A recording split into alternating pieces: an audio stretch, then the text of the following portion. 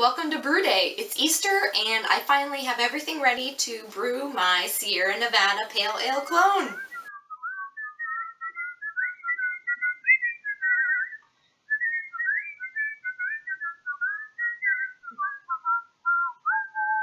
Okay, I'm gonna pick you up. Let's go over here and check out what I got going on.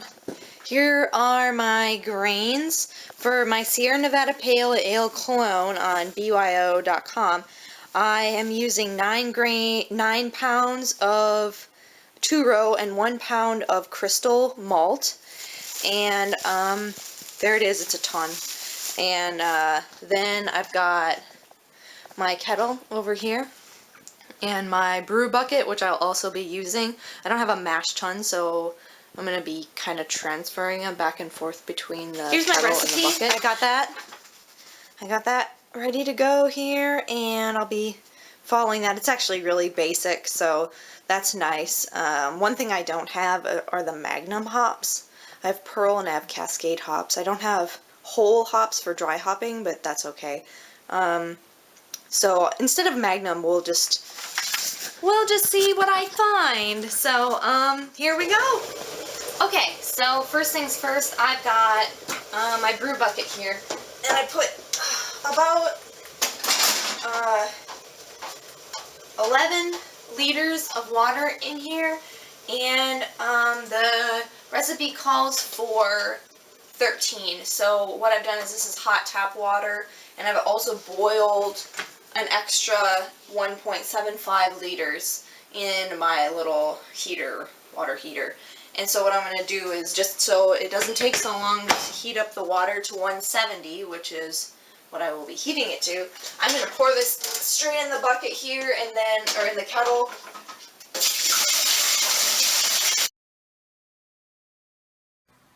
Okay, what is a brew day without a brew? Boulevard Radler and lemon ginger. So let's try it out. Whoa, smells really gingery. Yeah, it smells like ginger ale, like Canadian Dry. So, cheers.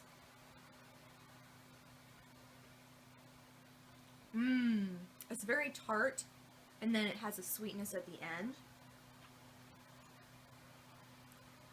A lot of like clover, like honey flavors. The ginger, kind of like the pickled ginger that you eat with sushi, and it's really light drinking. Leaves a really good flavor on the mouth, and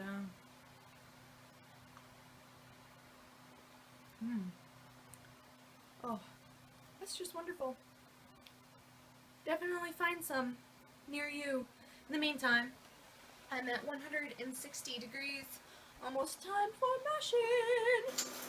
Oh yeah, it's time. Okay, this is a lot of grain. I think what I'm gonna do is I'm gonna do what I've done in the past.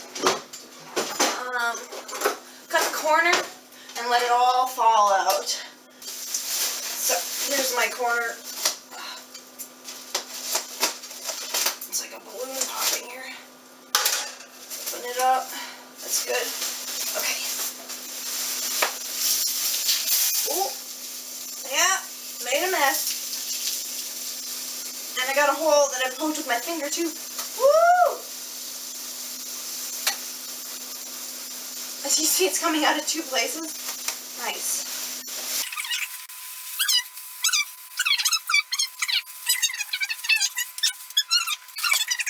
And I love the first part about the mash-in brewing and things, because I love that you don't have to sanitize anything yet. You know, maybe somebody would disagree with me, and I think maybe my husband would, but I just wing it, and then, you know, when I start to get towards like pitching and things like that, then I start getting really careful. But you know, the wort's gonna boil anyway, so let's see what we got here.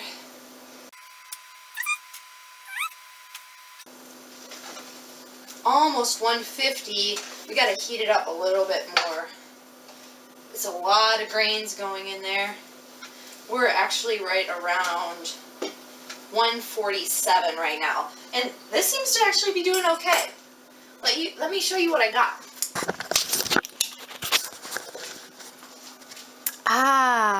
Oh my gosh, I just put it in the oven. You see how much it's straining? I hope that my rack doesn't break. Ooh! I gotta clean that up. I think I'm gonna use a vacuum cleaner. Here we are, about 15 minutes in. Temperature is 53, so I'm gonna stir it a little bit, let it cool down, and then I'm gonna put it back in the oven. I'm going to post the link to the recipe below in the box, so if you want to check it out, you can follow it yourself, or just do whatever you want with it, like I usually do with all the recipes I follow, kind of like my knitting. But here is my sparge water. I added an extra, a little over a half a liter, so I think it's 5 and 5 2/3 liters, and that is what I will be sparging with. I've got some interesting ideas of how that's gonna go. We'll see if it works. I am sparging. I am using this giant strainer and this little baby strainer. I'm taking the baby strainer and I'm pulling my grain out of here. And actually, I do need to turn this burner on a little bit so it doesn't get too cool. I'm putting the grain into the big strainer, and then I'm going to be sparging over it with my remaining sparge water. Now, I've done this once. I already filled up my big strainer, and then I put all my excess grain in this 2-gallon brew bucket here. And this has a terry cloth sock in it. And I just put the grain in there, so it's kind of like additional, it's draining in there right now. And it's actually sealed with a hair tie. It's working really well. It's like a headband for going to the gym or whatever. So that's sitting there. I'm going to do this one, and then I'm going to do a final sparge in this bucket over my 2 sacks. I'll fill up 2 sacks total, one with this grain, one with the next grain, and then I'll sparge over them, one a little bit open to catch the remaining grain.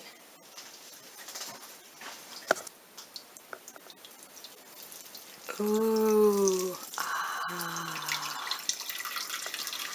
grain.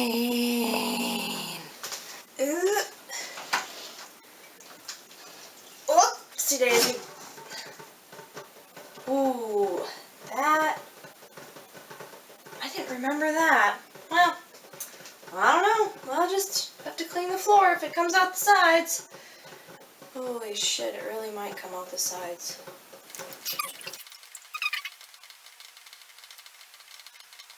So far, nothing dripping onto the floor. Woo!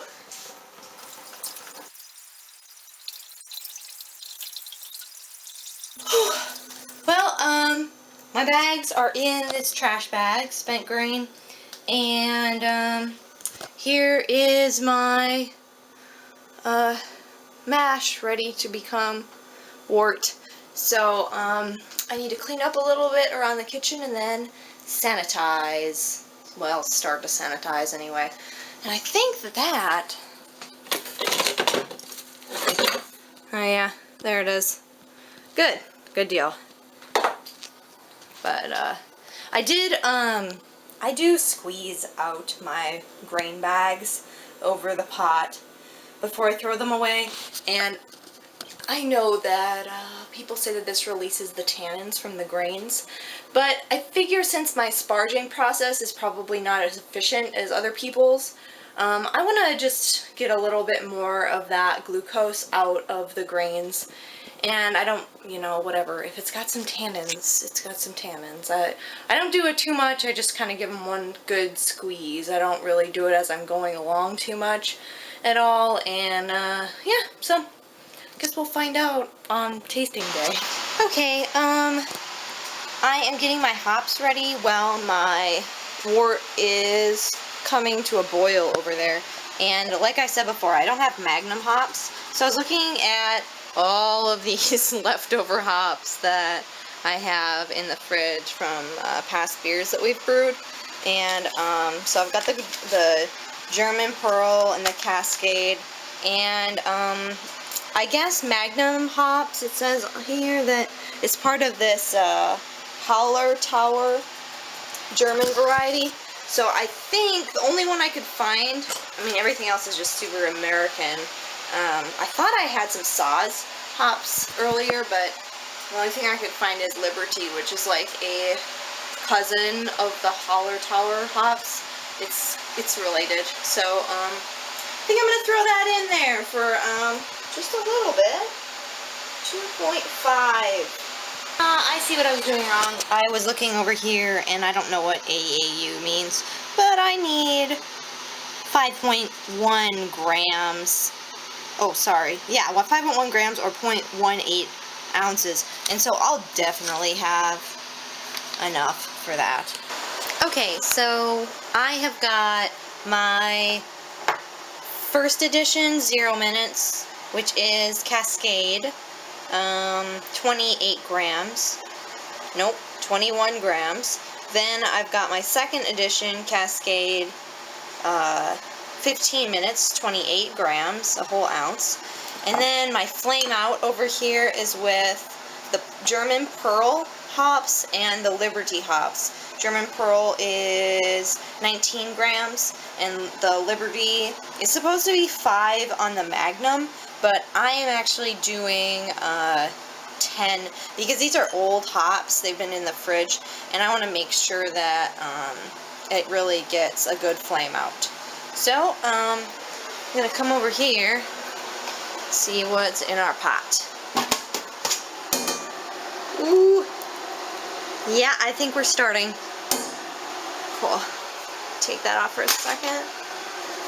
We haven't really came to a rolling boil yet, but we have some nice foam on the top, and I like that. I like to see that.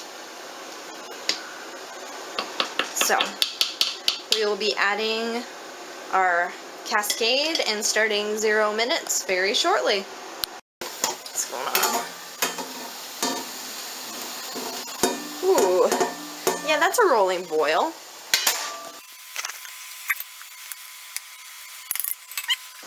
Throw in the first edition 21 grams of Cascade. Okay, it's been a little bit over 15 minutes in, and it's time to add the second batch of hops. The pitch. Strike! I like to sanitize all my stuff in a big Tupperware, so I already added my Star, whatever it's called, sanitizer to this, and then I just put like I've got my brew bucket here. I put my brew bucket in here and wash it up, scrub it real good, and then I just keep that, you know, that Tupperware on hand. So when I need to start sanitizing things towards the end, I can do that. With a half an hour to go here, I am going to be smushing up my grapefruits because I'm going to make this a grapefruit IPA. So, I was thinking about these, and now I think I'm just going to eat them. Say hi to the camera, Brew Dog. Come here. Oh, you're a good boy. Oh, are you scared of it? I've got this grapefruit in my hands. You want a piece? Okay, 1 second. I gotta hold the camera with my foot, I guess. I don't know if I can get you a piece.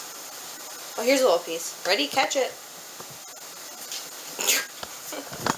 And he let it fall on his head. You like it? You want another one? No, you don't get another one. You'll have a real treat later. Okay. The final pitch. These are the German Pearls. Turn off Heat. German pearls in. And finally, my addition of Liberty. Liberty giblets. Gonna stir that up. And then, in a minute or two, the craziness begins. So I've got my sanitation. I'm in the bathroom right now. Bye! Sanitation tub over there. I need to fill this up with cold water. I didn't want to buy ice this time, so I'm just gonna see what we can do with the cold water and the ice that I have in my fridge. Might take a little longer to cool down. My wort might not be as clear. Ooh, that reminds me, forgot my Irish moss.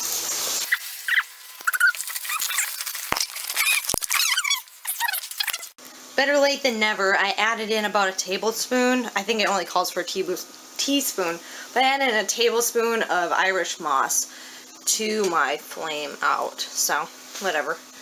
Hopefully it will clear up alright, and if it doesn't, well, I like drinking all kinds of beer, even beer that's not very clear. I pumped my giant kettle into the bathtub, and I'm running cold water on it. And I've got some ice right here that I just put in the sanitize. It's actually in a bag. I'm just going to dip the bag in the sanitizer quick. And now I'm just going to throw that into my wort. I wanted to talk a little bit about water science because I'm a biologist who studied watery things. And I have learned a lot about water. And beer being mostly water, it takes a lot to cool it down, and it takes a lot to heat it up. That's one of the amazing properties of water. It is heat resistant, and in fact we measure a calorie based on how much energy it takes to heat up a square centimeter of water, which is a milliliter of water, by 1 degree. And so that's a lot, actually, and that's 1 calorie, and 1 kilocalorie is 1,000 of those, of course. So, we've got water in here and beer that needs to release a lot of heat, and so it takes a lot of cold water running by it to do that, because water is not a very good conductor of heat. It actually holds heat very well. And that's why, part of the reason why so many things can live in water. Now you know. Okay, I'm going to lift this sucker up and pour it into my brew bucket. And I've just actually taken a sanitized paper towel and wiped off the edge where I'm going to be pouring it, just in case it wasn't sanitized from, like, on the very edge from the wort boil. So this will aerate it, and then I will be pouring in the yeast and then just stirring it a little bit more. Okay, well, it stopped recording it, but I poured my beer into the bucket and pitched my yeast, which is this White Labs. Oh, the top's gone. It's like WLP001, and it was, oh, here it is. Yeah, it was actually one of the recommended yeasts for this beer. I'm actually a little short. I only have 3.5 gallons in here. I guess a lot boiled off during my boil. So I am going to boil some water on the stove and then add it to the fermentation bucket after it has cooled to room temperature. Okay, so I've got my pot filled with cool water that I just boiled and then cooled down in the sink with just some cold water around it. So I am going to add this to my brew. Just going to put my top back in my sanitation bucket, just lay it right on the top there.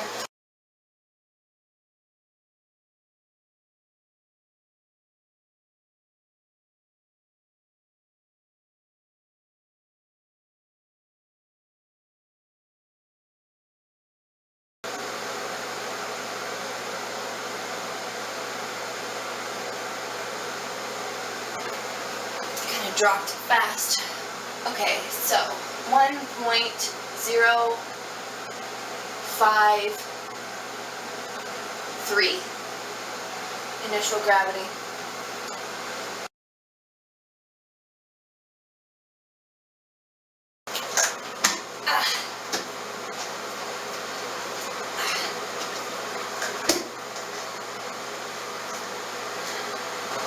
Since I don't have anywhere really good to put this brew bucket, I just put it in my bathroom under the ledge, and I'm going to put a little blanket, like, covering it around it, but keeping the airlock exposed, just to kind of keep out extra light. And I don't know if that really makes a big difference, because, you know, it's artificial light anyway, but anywho, that's where I keep it, right next to my potty.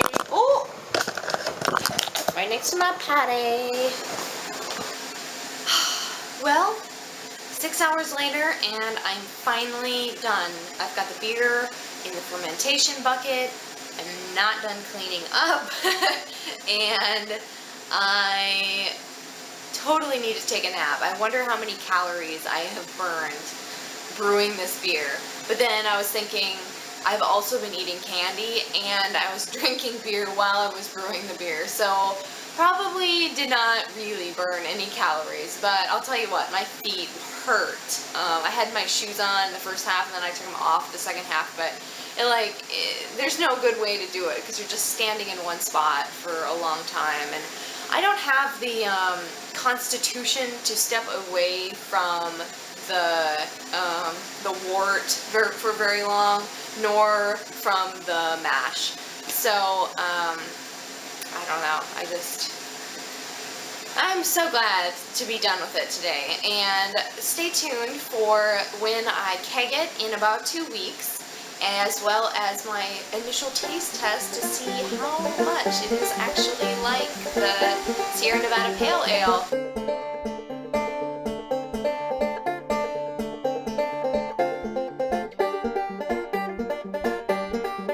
They're putting water in the whiskey just to keep the boys in line. You ain't busting up my place like you did last time. The drinks are getting weaker with every round they serve. The way they keep us sober, man, it's getting on my nerves. So when I'm dead and gone, I want some sugar in my coffin. If I've gotta go, I want some sugar in my coffin. Oh no, there ain't no Elvis Presley from the waist down, or else I ain't learned nothing from TV. He's shaking like an